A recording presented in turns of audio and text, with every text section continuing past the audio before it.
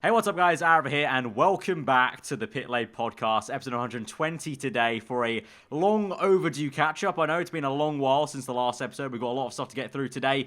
We got to go through the French GP very briefly, the Austrian Grand Prix that just went, and also previewing the British Grand Prix today. But back finally with the usual host, myself, Aarav, Callum, and Tom. Lads, it's been a long while since we've been chatting honk about F1, but it's good to be back. And, well, let's start with France, shall we? Because that's the short and sweet one, because nothing happened really at France, so I don't think people will be too upset. We didn't really do that much talking about it, but no, it wasn't the best Grand Prix ever, and it wasn't made better by the fact the TV director was absolute arse again. Well, I'm quite glad that I didn't actually watch it, and I put in our group chat, I was like, oh, well, I'm not going to be able to do the podcast today because I'm busy. So you'll more than likely have a banger of a race. I don't think I could have been more wrong after watching the race highlights when some of the race highlights really weren't highlights, and then the best part of the Grand Prix wasn't even live, which was extremely annoying when they did a replay and going, oh, yeah, that's just an overtake, just Ricciardo just trying to make a move and Raikkonen. But, after a weekend which was scorching hot, and you were really expecting something quite good, especially after last year, which was okay-ish. Paul Ricard, it's still yet to give us a classic, which is a bit of a shame. Yeah, that was more the kind of race we expected last season when it came into the calendar. It wasn't... I was going to say it wasn't the worst race of all time, but I said that and I was like, Actually, as the words came out your mouth, you're like, yeah, no, hang on here. No, it was pretty horrendous, because, I mean, the start happened, that was like 5 laps, then nothing happened until like the very end, and even then, like I said, the TV director missed it, so that was great. Honourable mentions, I think, obviously Hamilton won the Grand Prix, dominated that one, literally dominated it, like, slapped up Bottas, where was Bottas 2.0 at? Like, that was Bottas 0.5 out there at the moment. Leclerc came third, Verstappen P4, Vettel P5, obviously had to recover in that Grand Prix. Carlos Sainz P6. I've got to say, McLaren were looking very tasty around there. Unfortunately, Lando Norris had an issue at the end that slowed him down. Otherwise, that would have been a mega double points finish, like high up points finish for McLaren. But still, P6 for Carlos Sainz. Raikkonen in the end got P7 after all that debacle with Ricciardo at the end, getting a penalty as well. Holcomb up 8th, Norris 9th, Gasly 10th. I mean, that Grand Prix showed once again Gasly just not up to scratch. He didn't get any French baguette power from his homeland, let's put it that way. Yeah, no. And it's a shame as well, because as well, like, we've had races dominated. We're about to talk about another Grand Prix which was dominated by penalty talk. That race was dominated by penalty talk, and the fact that the stewards got hounded by the fact that it took them 2 it took so long, didn't it? Yeah. To give Ricciardo his penalty, and fair enough. I think the penalties were justified, sort of. Like, it was just a bit of an eye roll after Canada, but again, it's Ricciardo, and as he said, it was just like, well, may as well just not show up. Very much in Vettel, or in more recently with Verstappen, it's like, what's the point in turning up if you're not going to try those moves? And fair play to him, because I think generally there was a general depression after the race generally, because the race was quite bad. Yeah. And the fact that Lando Norris had such a good race and dropped through the field because of his hydraulic issue.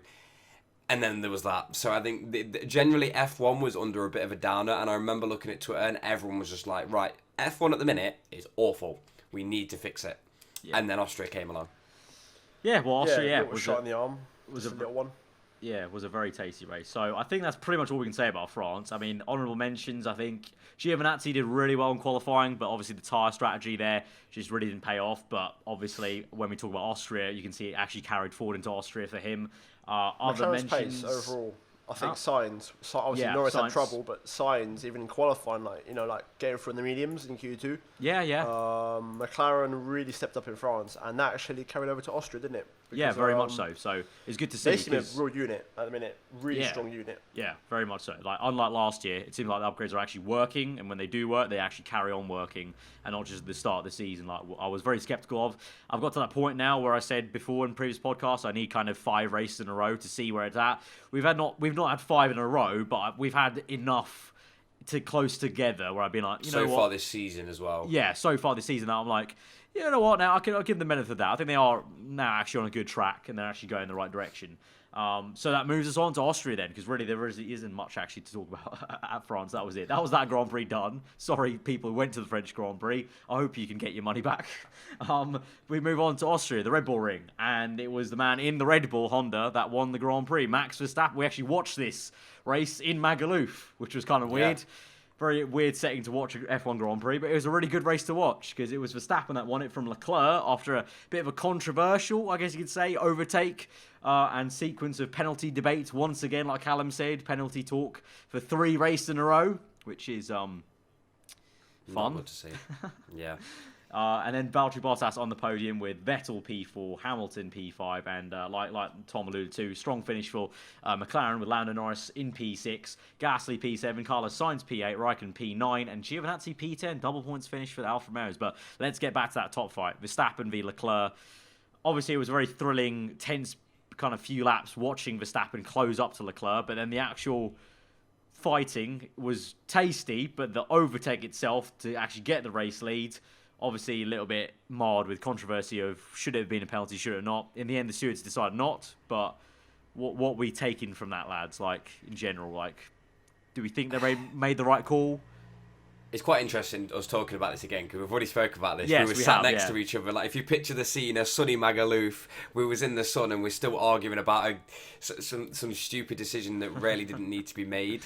It was a little bit blown out of proportion. I think on reflection, it was hard racing, but I think it was, I don't want to say inevitable because Leclerc did such a good job of keeping him behind the lap before. Like, I've never seen such good defensive driving, especially after a certain Valtteri Bottas just let people waltz past him that Grand Prix.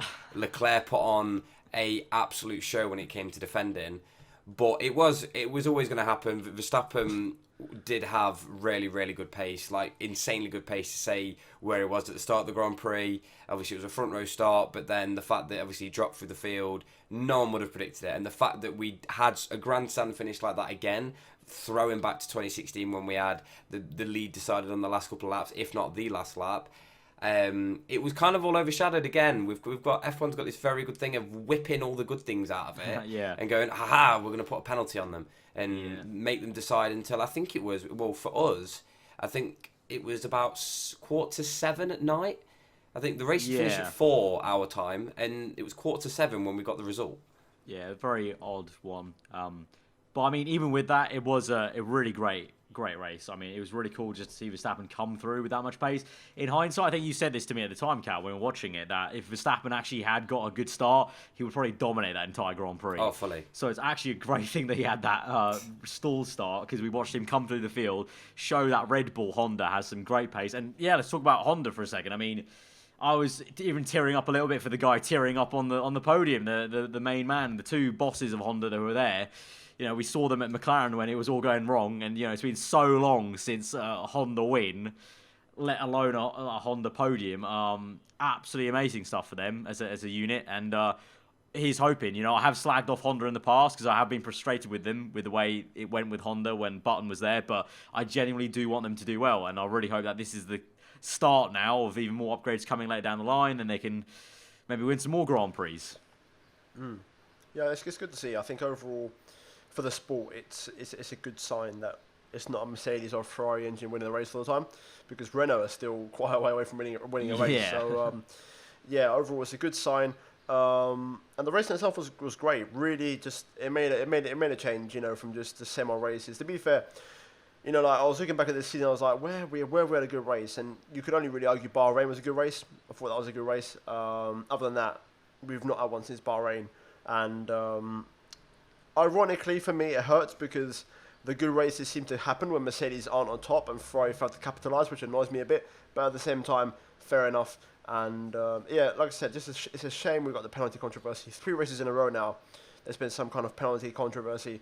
And I made it very clear on Twitter, you know, after Canada, they shouldn't have penalised Vettel, because if they hadn't have penalised him, none of the penalty debates from the last 2 races would have happened. It's opened up Pandora's box in the sense that people now want to look at every incident, you know, and try and find some consistency. I mean, ultimately, in my opinion, and I mean, I said it to you guys in Magaluf, if we're going off Canada standards, and Vettel gets a penalty for what he did to Lewis, then Verstappen gets a penalty for what he did to Leclerc. Because as far as I'm concerned, they're side by side. Verstappen's maybe a fraction ahead, but it's not much. And if there was a wall on the outside there, Verstappen's putting Leclerc in the wall. Same way you could argue Vettel put Hamilton into the wall. So by the rule of forcing another driver off the track, technically speaking, based off of consistency, off of Canada, that's a penalty for me. Not that I want it to be a penalty. I'd rather no incident over the last few races be a penalty. But again, we're trying to find some consistency here, at least for this season. For me, it's a penalty. So, it's just disappointing that we can't seem to get this sorted out. And I really hope that we all know how hard the racing is and how cars can't follow and the races are really boring. But at the same time, this whole Stewart merry-go-round and like inconsistent decision making is becoming just as big of an issue for me as it is cars racing each other. Because when they do get the chance to race each other, it's being marred in controversy by these issues. So, that needs to get fixed. The problem is as well, we haven't got enough racing to like keep the consistency in a way. The thing is, we're comparing incidents like, for example, this race, we were comparing incidents to 2016. We shouldn't have to go back 3 years to the same race to then try and warrant what sort of penalty was coming out of it. In the same way, obviously with the Canada incident, we were going back to previous instances, and then you've got like people being a little bit like irrational on Twitter, going, "Oh, well, if there was a hay bale there," or if it's like it's modern F1 now. We've got to remember this, and we quite enjoy drivers not retiring the moment they go off the track. As good as it is, and as much as we've enjoyed Austria, rarely punish. Like, I don't think we've ever seen so many front wing issues and front wing breakages in the whole of a practice session before. Like, we don't have that in a whole race sometimes, or a whole race weekend. Well, ultimately, Hamilton had one of his messiest races ever. You know, going on the curb at turn 1, ruined his front wing, probably ruined his floor because he was still slow after the front wing. Apparently, it was turn 10 that ruined it. Turn 10, right. One of his flap adjusters were broken, so the moment the flap adjuster broke, it dropped down straight away, giving him minimal downforce. So he'd fully, even though that's why we were like, there's nothing wrong with that front wing at all. I can't see anything wrong with it. That flap adjuster, they couldn't crank up the other side enough to, I think they lost like 2 seconds worth of downforce. That's how much they lost in that, which you can understand why they made the front wing change. But it's good. It's good that drivers can get punished in that way, but not ruin their whole race and mean that they have to watch from the sidelines. We're forever criticising the fact that there aren't enough cars on the grid anyway. Never mind the fact that we're going to be losing people left, right and centre. Especially when I think I was watching an F2 race in France. I think it was the feature race where there was only like 12 cars towards the end because there were so many issues. And it's not really nice to see. So there's arguments flying left, right and centre. But we have to take the positive that Austria does give us good racing, as it gave us good racing last year as well. It's always really given us good racing, to be fair. To be fair. It's since these kind of newer, bigger cars. Oh, yeah. The smaller cars didn't work as well. I don't know why. I think it's maybe because the slipstream effect's a bit more effective around there. And obviously there's more DRS zones now. But I think moving forward, you can say that Austria's kind of hidden some of the bad things for now. And obviously, like I think Hamilton came out in the press and went, Austria's shown that F1's not as bad as what you think it is. It depends how you want to think. But at the moment, Austria was good. We want more of that. But we're not guaranteed more of that. Well, yeah. I mean, it's just... the thing is, when you get a race like that, a driver like Verstappen coming through, back, recovering, having pace like that, you only get those scenarios when you have actual strategy involved. And at the moment, that was the issue at France. It was just like... yes, we want drivers to push flat out. But at the moment, flat out, the quote-unquote flat-out tyres that Pirelli have made to the specification that F1 want, the flat-out definition is basically, drive flat out, but also don't go absolutely bonsai crazy because you don't want to do a two-stop because the one-stop's still faster. It just like, to me, if you want to do flat out racing but also get some strategy, you need a tyre that means that it's worth to wear the tyre down and do a two-stop and come back and actually win. Like Vettel did, for example, which really that strategy didn't prove that effective. No, which proves that these tyres aren't. Hamilton. Yeah, these tyres aren't ready for that, but I think they should be. And I'm not saying go back. I've said it before. Like I've jokingly bring back Pirellis from 2011 to 2013. I don't mean it all the way there because that also had issues itself. But there needs to be a good half and half from what we have now to what we had back in 2011. Because I do want to see 2 stops being faster sometimes than the 1 stop. I want to see... Well, as we went into that weekend, obviously they had the vote, didn't they? They had a vote on whether or not to bring back the thicker tread, and it was pretty much 50-50, so they weren't going to bring back the thicker tread. Yeah, Bringing back the thicker tread would induce more pit stops, but it would induce more wear in tyres. But I think before we go down the tyres route, I think one thing we've got to nod to from this weekend, which I absolutely loved, and you see very, very rarely, is different cars fighting in the top 5. Yes. When you had Lando Norris attacking Lewis Hamilton, that was. Don't get me wrong, I really wanted I'm a massive Hamilton fan. If Norris got ahead, I was really rooting for him that race. I absolutely love seeing him up there, as well as Kimi Räikkönen being right up there as well. I absolutely loved it. That was a very. I said it. That was a drug. That was an F1 drug. Seeing Norris in a McLaren and Raikkonen in an Alpha attack a Ferrari and Mercedes. Like the fact you have like old teammates from Ferrari, battling each other in different cars now. Norris, the young Brit, against the 5-time champion, going down the inside. It's just absolutely really cool. And that was also part and parcel of what made it a great race. Is just having that different fighting. And then even later on in the race, just generally having Norris there, P6, Gasly 7th, Carlos Sainz 8th, both Alphas in the top 10. Just cool to see that mix up as well, because sometimes even with a good midfield fight, you kind of get stuck in the same midfield people being there all the time. So it was nice to see Austria shake up things a bit. McLaren obviously stayed put from France, but Alpha made even a bigger leap forward from France. You had obviously the likes of earlier on the race, some fighting on with the Racing Point and Renault as well. So it was just a real good scene, good bit of colour around basically the Grand Prix. It does feel good though, see McLaren consistently there. Like even I saw an interview with Andreas Seidel, who's obviously the new boss, if you will.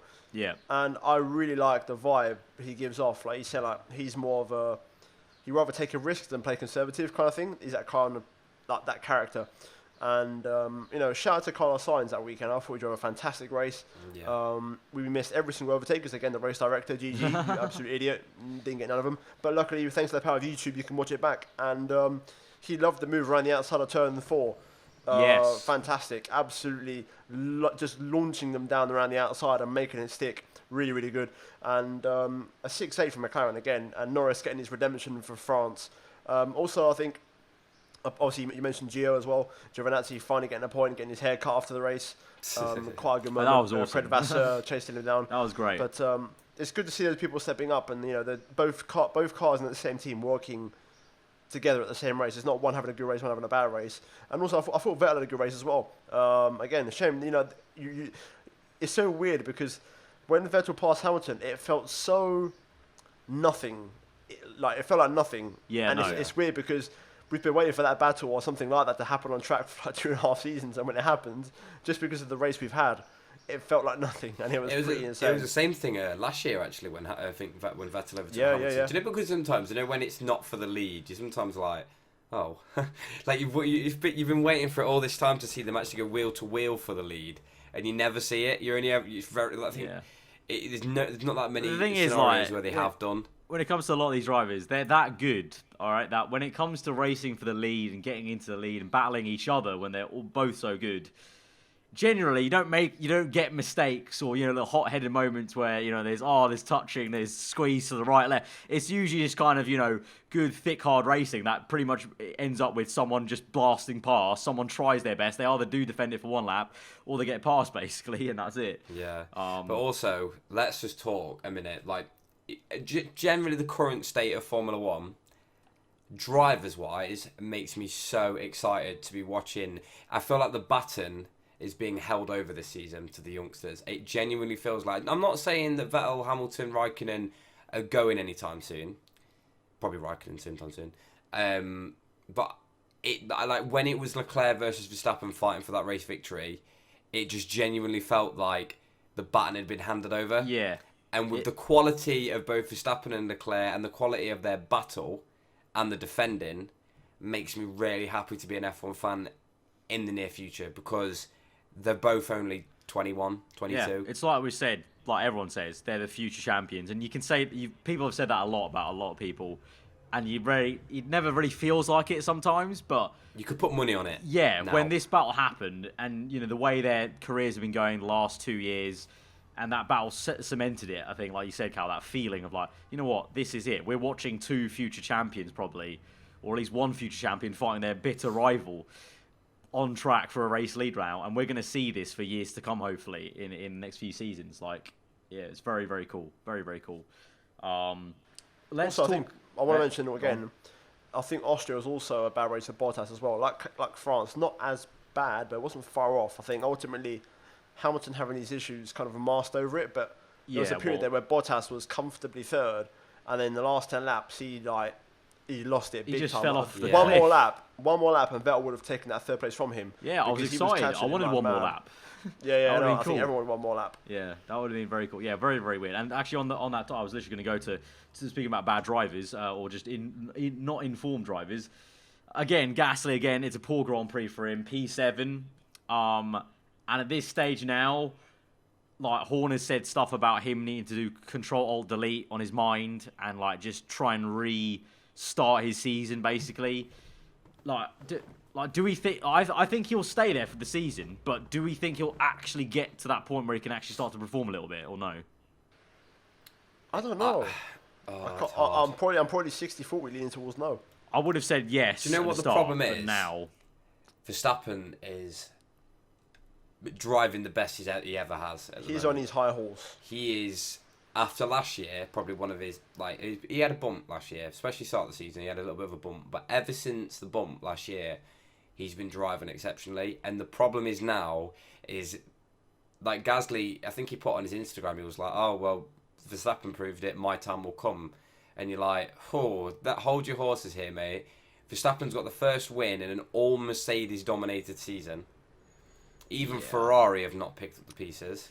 And your teammate has managed to pick up the pieces over this. It does make I like Gasly a lot in the same way that Aarav does, but I think his seat's safe because there's no one in Toro Rosso that I think is ready for that seat. It would just be the exact same problem, and there's no one left in the Toro Rosso in the general Rebel driver program at all. In fact, they've dropped Dan Ticktum. Yeah, and they've got they're no pretty one. much they're hedging their bets on Patricia Ward now, aren't they? So if not, they'd literally have to go back to like Buemi. Like that's how far back they'd have to go. So I think it looks bad on Gasly anyway, but when your teammate not only wins the race but laps you, questions. Yeah, oh no. Question marks are getting bigger. That's the problem. This season feels like 2016 for me in terms of you're waiting for Ferrari to pick up that win and snatch it, but it seems like Red Bull are going to be the ones to snatch them. Like Bahrain again, that was Ferrari's, and it just for some reason it just didn't go for them. It's like Red Bull are there this season to pick up the scraps that Verstappen is anyway. And I mean, as a nice little segue to going on, Silverstone is going to be, in my eyes, Mercedes dominated because I think Mercedes have pretty much tuned their car to perfection now for Silverstone. Oh mate, if Hamilton's going to walk that so easily, like it's all set. It's literally all set up for a Hamilton whitewash. It really is. It's a right shame it's not going to be as good as last year because last year that qualifying battle was the best one of the season. I think Hamilton out the car shaking by half a tenth, managed to beat Vettel. Home turf, and then in the race the only thing that allows me to not fully write off Ferrari is the fact that it's a high-speed circuit, and I mean there are high-speed corners, but it is generally just quite high speed anyway, which will favour Ferrari down the straights. I feel like they'll just drop like half a second from Brooklands up to Chapel. Yeah, and it'd be Cops, the rest. Maggotts, Beckett's. Well, if anything, like the first sector, you can see the Mercedes dominating because it's all slow speed pretty much, and that car's quite dominant at the moment, but even high speed as well. I think it is generally just, it's going to be interesting, but the thing is now that Verstappen keeps dipping his toe in, I never really know where to put Red Bull in this mix now. He's not going to touch a Mercedes. Again, he'll probably split the Ferraris, which has been the story of the season so far. He keeps on ruining Ferrari's pie. I'm not going to even, we've had one good race, I'm still not going to change my mind. I'm fully expecting a Mercedes whitewash, like 1-2 Hamilton dominating his teammate because this is his home race, and then I think a Ferrari will nick a third place, because ultimately I think the engine power will be too much around there. Yeah. That's the way I see it going. Yeah, I do. Unless we get some rain, obviously. Being Britain, you never know. You never know. It was funny you say that. I've just gone on my phone to check the weather forecast, and it's going to be raining in the week. But in it the says, week? Yeah, so Still, like Wednesday, even if it Thursday, does rain. Friday, so hopefully it just gets delayed a little bit. Even if rain is expected for the weekend, the last time we had a probability of rain in F1, there was a 90% chance and nothing happened. Let's just figure that out. That is a very good point. I'm not even thinking about it. When did this start happening? I swear the weather never finessed F1 this much, but yeah. Well, when was the last time we had a wet Grand Prix? Long time ago. When was it? I'm trying to think. Germany. Germany, yeah. Hungary was the wet quali. Yeah, but Wet- Germany yeah, was very the last wet wet quality. race. Very It's wet been quality. almost a year now. Yeah, Germany race. We're due was one, wet. basically. We are due one. Yeah, we are due one. Yeah, I mean, I'm not saying there needs to be multiple, but yeah, we are due at least one soon. Yeah. And so I think out of every place, I think Silverstone provides the best wet race. Like, I think we'll be quite I think so. I think the nature of the we've had some corners, the bangers challenge in of the past. corners in the wet, and also the way, obviously, British weather's just like, it can throw a mix of, like, you know, I'm remembering past races where it's gone dry to wet, back to dry, or, you know, wet, dry, wet, and just because it's such a weird weather system here, it all just cooks in very nicely with Silverstone as a circuit. So, yeah, it would be very tasty. It's still bad news, though, because Hamilton's a good driver in the wet. Yes, So, of course, yeah. But no, but it we will know bring the Verstappen field can be closer. good in the wet, and the Red Bull, obviously, the power issue kind of goes away a little bit more in the wet. So, And I think What even we're more talking about recently, this, it's never going to happen. It's not going to rain. No, No, it's not. We're but- hoping, but I think even more recently as well. I think like when I allude to the standards of driving in the races, especially Yeah. when I watch F2, I'm looking at it. It's like no one crashes anymore. Like the other person hits the wall maybe in pre-practice, but during races, it's rare you see mistakes. Like you could do a couple of seasons ago. Like okay, back when there was HRT, Marussia, and Caterham on the grid. Yeah. You could kind of guarantee that one of them was going to crash out to cause Yeah. a safety car. More just for the At the sake of the moment- fact that the car was so bad at some point, it just went, snap. Yeah, like it would just snap Yeah. off and crash. But at the moment, you don't see, like, the standard of driving is so good at the moment that you just don't see someone like, and even reliability doesn't really factor in these days because the cars have become so reliable. Yeah. Now that obviously the Honda's no longer a meme and can actually win races. Yeah. So it's I think that's more why, like, memes. in a way, we're a little bit disappointed because we don't have a virtual safety car to mix it about a little bit, or a safety car to pack the field together, which is a shame. But again, as we allude to, we don't want cars dropping off the field. Yeah, just for how no real things reason. go, really. You just got to Yeah, take it on the chin with that kind of stuff, and it'll come round when we have regulation changes, hopefully for 2021. That kind of reliability reset. You kind of get that every 5-6 years. There's that reliability reset where it comes back into play and slowly goes away as we go through the regulations. I mean, is there anything else to really touch upon at Austria? I mean, apart from the outside the top 10, it was a very quiet race outside the top 10 because there was such a great race in the entirety of the top 10 that we didn't really need to even watch a lot of the rest of the action to get our fix of racing action, really. Renault's... Haas are in big trouble. Yeah, I mean, Big trouble. Let me just rattle through the results. So Perez was 11th, both Renaults 12th and 13th, Stroll 14th, Albon 15th, Grosjean 16th there in the Haas, Kvyat, Russell, Magnussen behind Russell, and then Kubica. Haas. I'll drop in a few rumours. So basically, news to kind of before we go into predictions. So Okay. 2 bits real quick. The Rich Energy battle, the court case. You've probably seen it YouTube, but it's interesting now because Rich Energy have to actually disclose their finances and basically prove if they're a legitimate company or not, which is what we've all been waiting for. So we're finally going to find out exposed how rich they really are. I saw that tweet the other day. I was like, oh, it's so Banger. cheesy. Yeah. Yeah, went straight in there. But we had to get that one in. But Yeah. that's interesting though, because also will that mean, the livery, will it change? Or will they just completely bin the sponsor altogether? Could be quite interesting. And then also today, I saw Mercedes are going to let Ocon go, Are they? so that he can basically be free and find a seat, which kind of ties into the rumours that I said. I think I mentioned to you guys in Magaluf, not in the podcast, but in Magaluf, that I said I saw Ocon might go to Haas maybe. Replacing Grosjean. Replace the That'd French, be- get a better Maybe French it's not driver in hard. there. See, Mercedes that's as well. very weird to say that Ocon today was literally driving the Mercedes up Goodwood. Yeah, it's quite funny. It's funny that, isn't it? Yeah. How that works. He was casually driving a 2017 By the way, Mercedes. that 2017 Mercedes with the shark fin with the 2019 livery looked. I know. Mad Yeah, that looked insane. Yeah, but also this race proved that, you know, it's still very up and down. We saw Toro Rosso flop a little bit. We saw Alfa step back up again. Renault kind of dipped off. Racing Point are still very much in no man's land. Yeah. It'd be very interesting. Ocon goes back to Racing Point because they realise that Stroll is shit. I don't know how long he's going to keep that seat for, but more recently, forever because the money's always going to be there. Yeah, exactly. So yeah. That's Austria. Yeah, that's Austria. Let's move on. We got a nice suntan watching it. Yeah, let's move on now to the British Grand Prix and having a bit of a preview. So, lads, pole position. I think I know what we're all going to say. Lewis Hamilton. No, what do you mean? Valtteri Bottas, what are you on about? Oh, right. Mm-hmm. Yeah, it's going to be Hamilton all the way. And it'll be one of them poles where you're like, okay, he's just nailed Bottas by half a second there. That's pretty bad. Yeah, we won it's those like mega laps where like also every single grandstand where he goes past, everyone's like doing the Mexican wave and cheering as he goes by. So yeah, Hamilton for the pole. Then top 5, lads. What are we saying? Maybe not that difficult. I'd put Hamilton up there. I'd put a Bottas in second. I think it's going to be a depressing Mercedes 1-2. I'm not going to lie. I'm sorry if anyone is going to the Grand Prix. But Silverstone, as we discovered when we went in 2017, well, we missed the good race. So, Hamilton,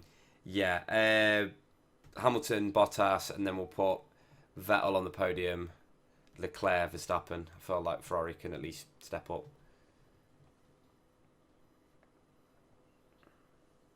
Right. 2x2, no as well. Okay.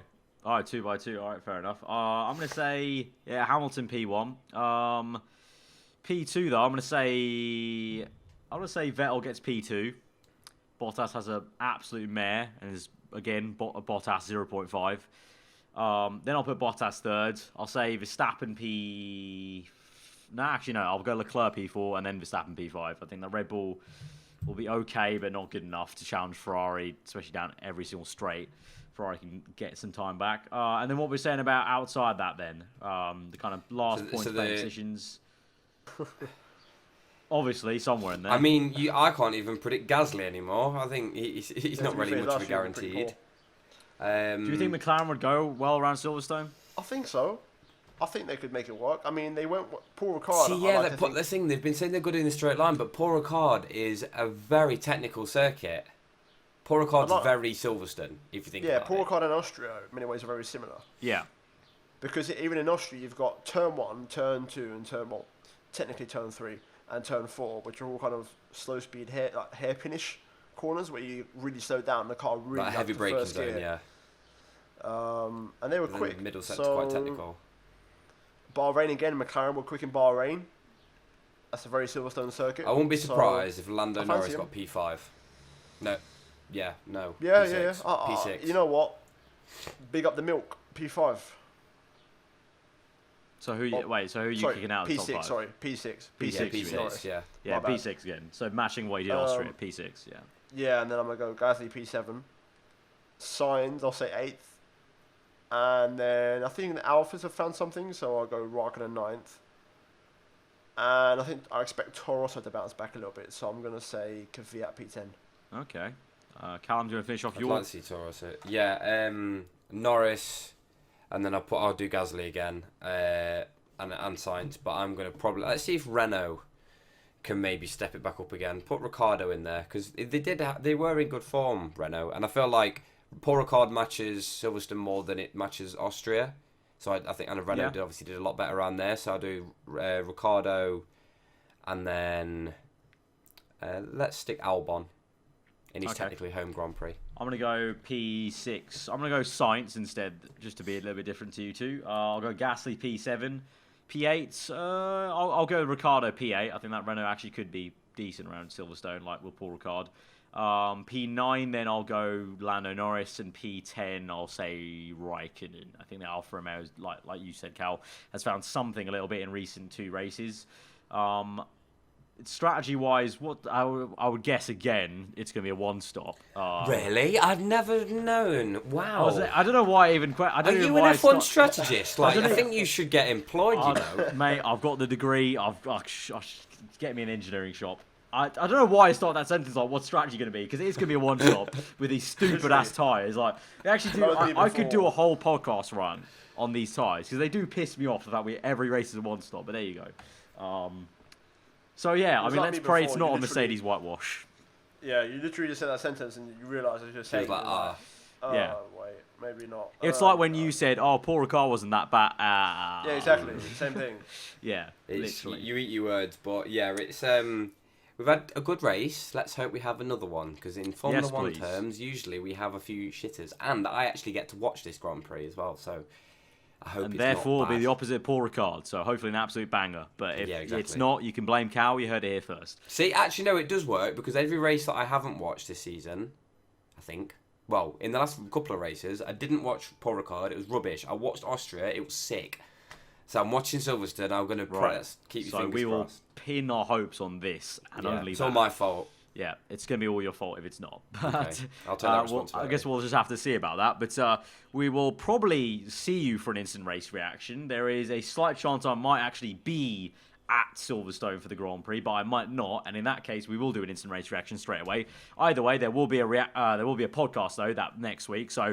Like I said at the very beginning, apologies for the massive break, but basically it was just very bad timing. Me, Tom, and Cal both went for a week away on holiday, and before that, our schedules are so busy with the new F1 game that there just wasn't really any time to slot in a podcast.